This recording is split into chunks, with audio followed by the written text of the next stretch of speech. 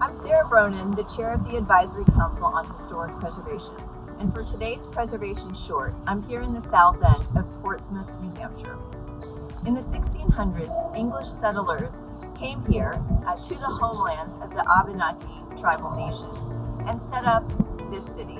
Where I'm standing now was a fishing area for the Abenaki and other tribes, and it also became an important port for the English settlers. For centuries, they used this as part of the lifeblood of the city. But by the 1900s, as the economy changed, they decided to fill in this area. By the 1950s, all of the development around was slated for urban renewal, and there was a threat of demolition.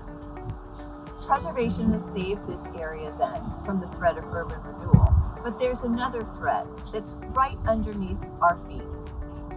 Groundwater is coursing through from the river beyond, threatening the basements in this area and eroding foundations. At the same time, sea level rise is increasing in this area, expected to be a foot higher over the next 30 years. With those threats of sea level rise and groundwater penetration, this historic area is once again in trouble. So here, I think preservationists have a role to play in rethinking the way that we conceive of preservation. It's just not going to be the case that places like the South End will be able to be preserved and protected exactly as they are today.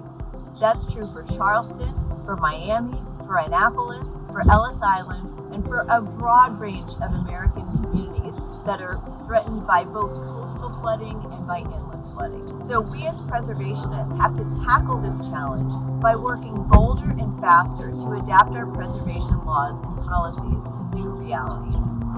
Portsmouth is leading the way through local planning processes. The Advisory Council, too, is leading. We've drafted a climate policy that aims to guide state and local governments, as well as tribal governments, community groups, and federal agencies to recognize this new reality and to plan for, mitigate, and adapt to climate change.